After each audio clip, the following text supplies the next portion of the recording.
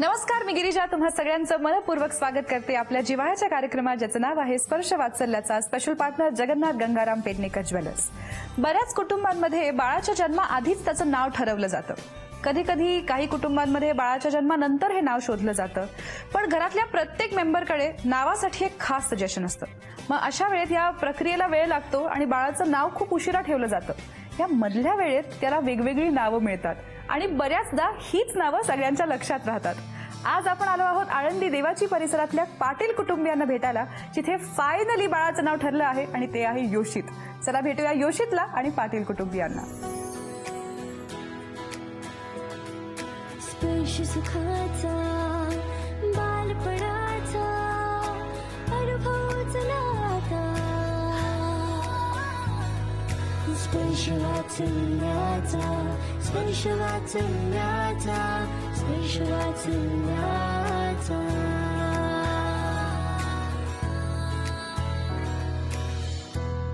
हाय योषित. हाय. अरे वा, छान स्माइल दिलीये मला. आमची ओळख झाली, आता बाकीच्यांची ओळख करून घेऊया. तुमच्यापासून सुरुवात करूया. माझं नाव चित्रलेखा घनश्याम पाटील, मी योषितची आई. माझं नाव घनश्याम ज्ञानेश्वर पाटील, मी योषितचे बाबा. ओके. मी योषितचा आजोबा. माझं नाव दीपक उर्फ ज्ञानेश्वर श्रीधर पाटील. मी योषितची आजी सुनीता दीपक पाटील. मी योषितची आत्या आजी सौ वैशाली गेंदू नेमाडे. मी योषितची आत्या, माझं नाव मोनाली मानस तटकरे. मी योषितचा काका, माझं नाव लोकेश ज्ञानेश्वर पाटील. सगळ्यांची ओळख झाली आहे, आता गप्पा मारूया योषितच्या आई बाबांची. Love marriage, arrange marriage? अरे ओके. असा बघण्याचा कार्यक्रम झाला होता? दोनदा का? एकदा बघून मन भरलं नव्हतं, परत बघायला गेला? दोनदा झाला होता. दोनदा का? पहिल्यांदा तिच्या आत्याच्या घरी झाला होता, मुळगावी. तिचं कॉलेज चालू असल्यामुळं पहिल्यांदा तिचं हा चालू होता त्यांच्याकडनं. ओके. आणि त्यानंतर मग 2 महिन्याने परत त्यांच्याकडनं होकार आला, मग तेव्हा परत पाहण्याचा कार्यक्रम झाला. ओके. सो लग्नानंतर किती वर्षांनी जन्म झाला योषितचा? 1 वर्षाने. 1 वर्षाने. तुम्ही काही प्लॅन केलं होतं, लवकर होऊ द्यायचं, थांबायचं, असं काही? नाही, तशी काही असं काही ठरवलं नव्हतं. आता किती महिन्यांचा योषित? 10 महिने पूर्ण. 10 महिने पूर्ण. अरे वा. ओके. आणि काय सांगाल, प्रेग्नन्सी कशी होती? डोहाळे लागले होते का? ज्या वेळेला मी प्रेग्नेंट होती त्यावेळेला मला थायरॉइड आणि बीपीचा, म्हणजे फर्स्ट टाइम थायरॉइड मला डिटेक्ट झाला आणि नंतर मग डॉक्टरांनी सांगितलं की बीपीचा त्रास होऊ शकतो. मग त्यावेळेला मला सांगितलं की मीठ कमी खायचं आणि नमकीन, आणि यावेळेला नेमकं तेच जास्त खावंसं वाटतं, म्हणजे मला ते खावंसं वाटत होतं. आणि गोडपैकी फक्त सीताफळ असं खावंसं वाटत होतं. आणि डॉक्टरनी जेव्हा सांगितलं तेव्हा हे माझ्यासोबत होते. मग यांनी घरी येऊन सांगितलं की असं डॉक्टरनी सांगितलं. मग त्यानंतर ते माझ्याकडे फार लक्ष द्यायचे, मी काय लोणचं खाते वगैरे असं. आणि म्हणजे तसं म्हणजे कमी खायला सांगितलं होतं, पण त्यांचं हे होतं की मला त्रास नंतर नको व्हायला म्हणून एकदम कमी खायचं. पण आमच्या आईंनी त्या ह्याच्यात मला खूप सपोर्ट केला, म्हणजे त्या मला नंतर कोणी नसलं तर द्यायचं. हो. बर. आणि वडापाव खायला आवडायचं असं मी ऐकलं. हो. मग काय म्हणजे करून द्यायचं? खूप, म्हणजे आम्ही नेहमीपेक्षा असं बाकीच्यांपेक्षा आमचं खाणं फार तिखट म्हणजे आहे बऱ्यापैकी, पण त्यावेळेला मला त्याच्यापेक्षा जास्त खूप तिखट खावंसं वाटायचं. बर. मग वडापाव वगैरे ऑइली जनरली मला जास्त खाऊ देत नव्हते, पण तरी पण आई आणून द्यायची आणि ते पण आणून द्यायचे कधी आणून द्यायचे. रात्री अपरात्री काही पळायला लावलं का त्यांना आणून द्यायला? काही नाही, असं काही त्रास नाही दिला. किती छान गुणाची बायको. ओके. आणि डिलिव्हरीच्या वेळेला काय प्रसंग होता? धावपळ गडबड काय झाली? नाही, धावपळ वगैरे काय नाही झाली. मी ऑलरेडी आधीच 8 दिवस आधी तिकडे जाऊन थांबलेली होती, म्हणजे जिथे माझी डिलिव्हरी होणार होती ना तिकडे मी 8 दिवस आधी जाऊन थांबलेली होती. मी फक्त 1 दिवस आधी हॉस्पिटलमध्ये ऍडमिट झाली होती. बरं. आणि नॉर्मल सिझेरियन काय झालं? सिझेरियन झालं. हो. आमची इच्छा होती की 19 तारखेलाच हवं.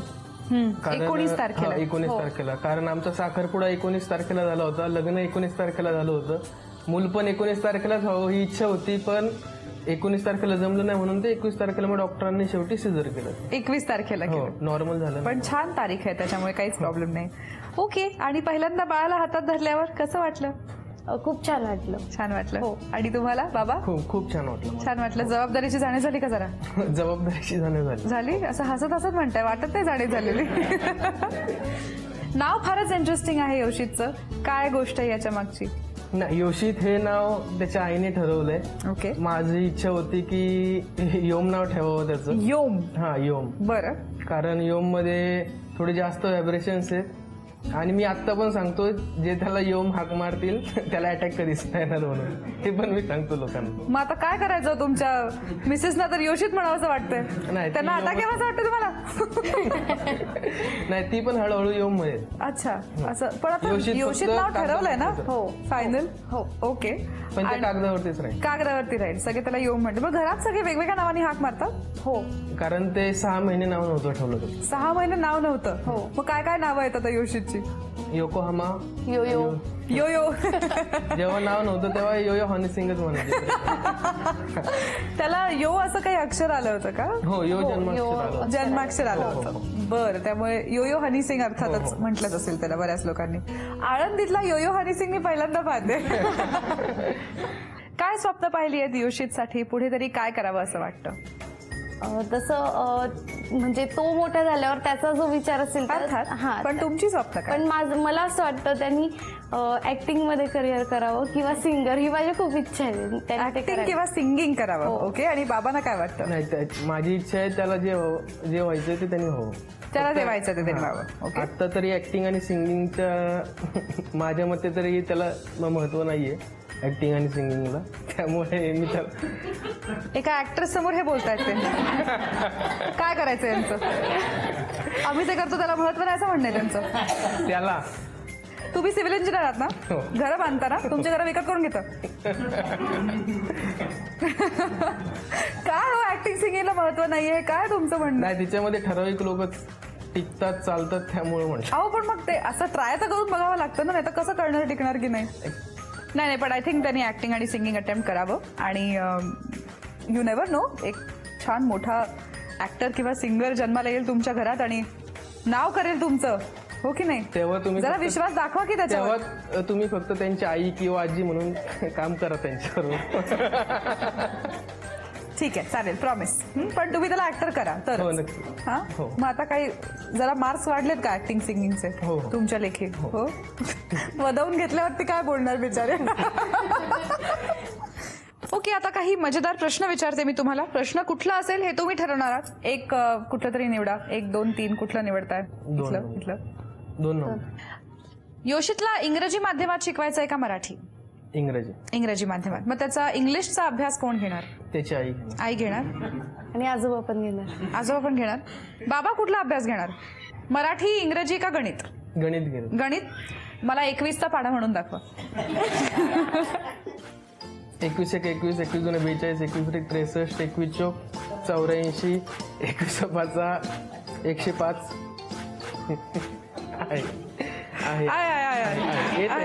येत. मला वाटतं योशित जेव्हा मोठा होऊन विचारलं, बाबा मला गणित शिकवा, तेव्हा म्हणून थांब जरा आधी मला शिकून घे. आणि मराठी तुम्ही शिकवाल? मराठी नाही, इंग्लिश तुम्ही शिकवाल. बरं, मग ABCD उलटी म्हणून दाखवा आता. ZYX. उलट नाही का? सोपं तर आहे. 1000 वेळा म्हटलं असेल अजून आतापर्यंत ABCD हो, पण उलटी नाही म्हटली. चला मी मदत करते. ZYX W V T. तरी नाही, उलटी नाही जमत. SRQ. नाही. अरे कसं व्हायचं इंग्लिशचं? सरळ नीट शिकवाल ना? हो. ओके, एकमेकांच्या नावाचे खूप उखाणे घेतले असतील. योशितच्या नावाचा एक उखाणा घ्या. ताजमहाल बांधायला कारागीर होते कुशल, योशितचं नाव घेते तुम्हा सर्वांसाठी स्पेशल. अरे वा. बाबा? पाटील आम्ही आळंदी गावचे, योशितच्या वेळेस डोहाळे लागले हिला वडापावचे. वा. आपण आहोत छोटूशा योशितच्या घरी आणि आता त्याचे आजी आजोबा आपल्यासमोर बसले आहेत. त्यांच्याशी थोड्याशा गप्पा मारूया. सगळ्यात आधी गुड न्यूज कळली तेव्हा कसं वाटलं? आनंद वाटला. आनंद वाटला. हो. घरात बऱ्याच दिवसांनी लहान बाळ, जवळ 28 ते 29 वर्षानंतर बाळ येणार आहे म्हणून तो आनंद वेगळाच होता. बापरे, इतक्या वर्षांनंतर. सवय गेली असेल लहान मुलांची. हो. ओके, आणि पुढे काय, प्रेग्नन्सीचा सगळा काळ कसा होता, काय लाड केले सुनबाईचे? सुनबाईला डोहाळे लागले होते सीताफळ खायचे आणि वडापाव. बर. तर सीताफळ ज्या दिवशी मला तिने सांगितलं की मला सीताफळ खायचे, तर मला अगदी त्या दिवशी असं वाटायचं की बाजारातून गेल्या गेल्या मला अगदी पिकलेले सीताफळ भेटले पाहिजे अशी माझी इच्छा असायची. बर बर, मग काय? कसं मग आणायची करायचं? मी शोधून आणायची सीताफळ. बरेच लाड केले सासूबाईंनी. आणि काय करून खायला घातलं का तिला? अळूची वडी, कोथिंबीर वडी, बटाटे वडे. बटाटे वडे. हो, ती गावाला जाईपर्यंत फार चटपटीत पदार्थ बनत होते आमच्याकडे. Very good. आणि मग माहेरी गेली डिलिव्हरीसाठी. ओके, आणि तुम्ही हॉस्पिटलमध्ये होतात का नंतर पोहोचला? नाही, तिला 8 दिवस आधी ऍडमिट केलेलं होतं. तिच्या मम्मीकडे गेली होती ते. 8 दिवस आधी? हो. बर. आणि आमचं 400 किलोमीटरचं रनिंग पडताना जायचं, तर आम्ही दुसऱ्या दिवशी गेलो. मग दुसऱ्या दिवशी गेलात. मग बाळाला पहिल्यांदा पाहिल्यावर कसं वाटलं? एकदम छान आनंद वाटला. तुम्हाला मुलगा हवा होता की मुलगी हवी होती? मुलगी हवी होती. मुलगी हवी हो. होती. आणि आजोबा तुम्हाला? हो, मुलगी हवी होती, कारण मला दोन्ही मुलं आहेत. ओ. मलाही मुलगी नव्हती, त्याच्यामुळे मग आम्हाला मुलीची अपेक्षा होती. बर. अर्थात मुलगा झाला म्हणून काही दुःख वाटायचं कारण नव्हतं. अर्थात अर्थात. काय स्वप्न पाहिली आहेत? अर्थात त्याला जे पुढे करायचं आहे ते तो करेलच, आणि आईबाबांनी काहीतरी ठरवलं असेल, पण तुम्हाला काय वाटतं तुमच्या नातवंडांनी काय करावं? डॉक्टर वगैरे झाला तर चांगलं होईल. डॉक्टर झाला हो. तर म्हणजे घरच्या घरी सगळ्यांचे. कारण सोनबाई एम फार्मसी झालेली आहे बरोबर. माझी, ओके. त्याच्यामुळे तो डॉक्टर होईल तर जास्त चांगलं. अरे वा. आत्ताच्या ज्या संगोपनाच्या पद्धती आहेत त्याच्यापैकी सगळ्यात जास्त खटकणारी गोष्ट कुठली, की हे तुम्हाला आत्ताचं पटत नाही, ते तुमच्या काळातलंच बेटर होतं असं वाटतं? मोबाईल वगैरे ही गोष्ट हे होती. मोबाईल बहुतेक सगळ्यांचाच प्रॉब्लेमचा मुद्दा आहे. ओके, आता आपण एक मजेदार खेळ खेळणार आहोत. तुम्हा सगळ्यांकडे हो आणि नाहीचे मी बोर्ड्स दिले आहेत. मी तुम्हाला काही सोपे प्रश्न विचारणार आहे, हो किंवा नाही मध्ये त्याची उत्तरं द्यायची आहेत. ठीक आहे? पहिला प्रश्न असा आहे, बाळ खूप चिडचिड करत असेल, रडरड करत असेल, तर त्याच्यामुळे आई बाबांची चिडचिड होते का? नाही. बाकी सगळ्यांचं उत्तर आहे हो. आपण काकाला विचारूया. काय बरं, बघितलंय का चिडचिड होतं? हो, भरपूर वेळा. मग हे खोटं बोलताय? नाही, मोस्टली कसं, सुनबाईंची आणि लेकाची बाजू घेतात? नाही तसं नाही. मोस्टली कसं असतं, ते दोघं सकाळी असतात. आईचं पार्लर आहे, त्यामुळे आई 11 वाजेनंतर आई पार्लरमध्ये जाते. बर. आणि पप्पा त्यांच्या कामाला, म्हणजे आता ते रिटायर जरी असले तरी ते गावात भरपूर ठिकाणी फिरत असतात. बर. त्यामुळे ते बाहेर गेले की घरी तर थोडंफार, म्हणजे आता त्याला नॉर्मली त्याला सो बेसिकली सासू सासरे जेव्हा असतात तेव्हा आई बाबा चिडत नाही, बाकीच्या दिवसभरात ते चिडतात. बरोबर. असं म्हणायचंय काकाला. पोल खोलली आहे काकांनी. बरं, बाळाला शांत करण्यासाठी किंवा गप्प बसवण्यासाठी हातात मोबाईल फोन दिला जातो का? अरे वा, पहिलं कुटुंब जिथे इथे सगळ्यांची उत्तरं नाही आहेत. Very nice. बाळाला शी लागली किंवा शी झाली आता या वयात, तर स्वच्छ करण्यासाठी पटकन बाबा उठतात का? बाळाचे बाबा. का हो बाबा, द्या माईक बाबांकडे. त्याला डायपर घातलेला असल्यामुळे ते आईनी साफ केलेलं चांगलं, त्यामुळं का? ते वाईप्सने मला येत वगैरे नाही की नंतर आवडत नाही? नाही, आवडत नाही.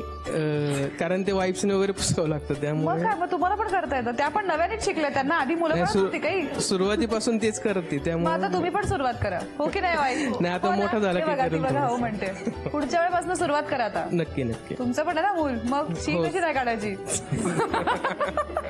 आपण आहोत छोटूशा योशितच्या घरी, आणि आता त्याच्या कुटुंबियांशी काही खास गप्पा मारायच्या आहेत. तर तुम्हा सगळ्यांना असं सांगायचंय की नवरा बायकोचे जेव्हा आई बाबा होतात तेव्हा त्यांच्या जबाबदाऱ्या वाढतात.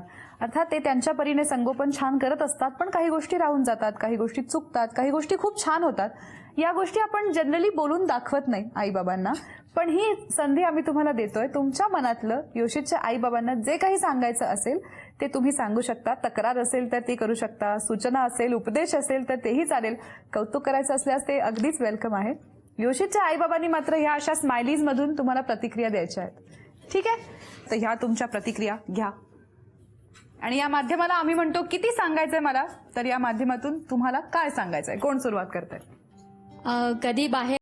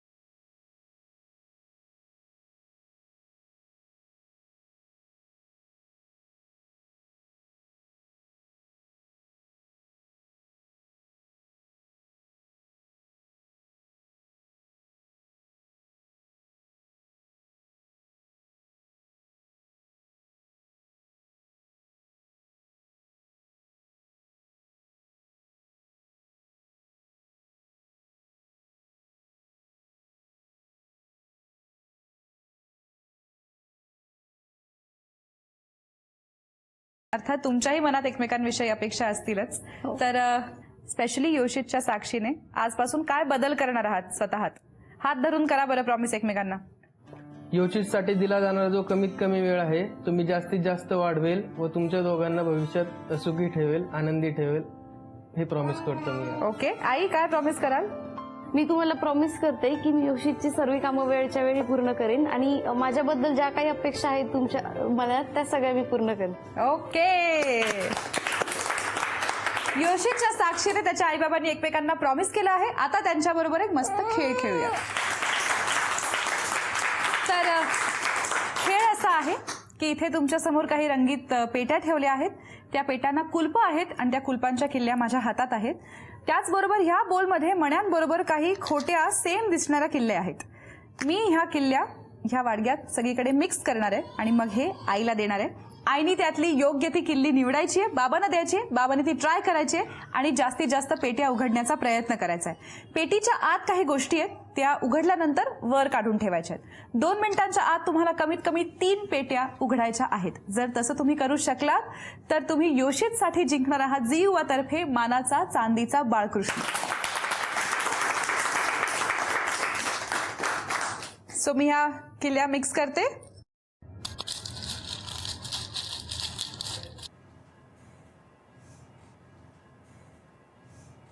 तुमची 2 मिनिटांची वेळ सुरू होते आता. ट्राय करा पटापट. हिरवा हिरवा हिरवा नाही.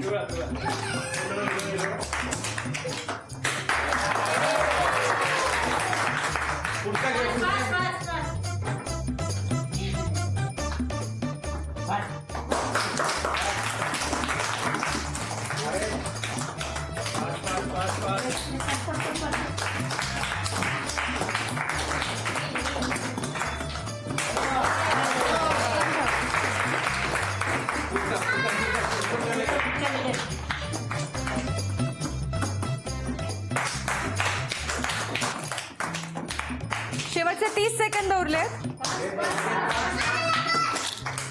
जी मध्ये काढून टाकली तर ती कदाचित उघडेल ना त्याने.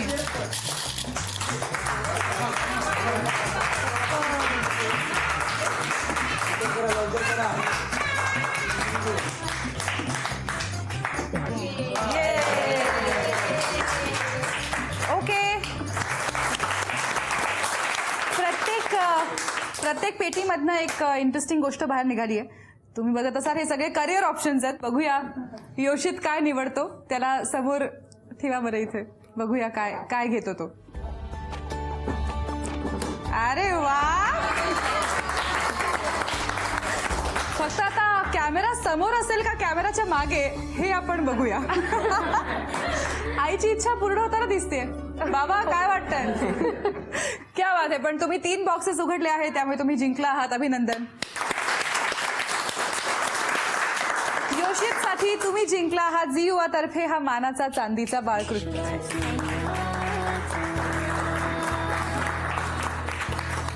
आज आपण भेटलो देवाची आळंदी या परिसरातल्या पाटील कुटुंबियांना आणि छोटूशा योशितला. आशा आहे तुम्हाला हा भाग आवडला असेल. असंच एक नवं बालपण साजरं करण्यासाठी भेटणार आहोत पुढच्या भागात आपल्या जिव्हाळ्याच्या कार्यक्रमात. त्याचं नाव आहे स्पर्श वात्सल्याचा. Special partner Jagannath Gangaram Pednekar jewellers.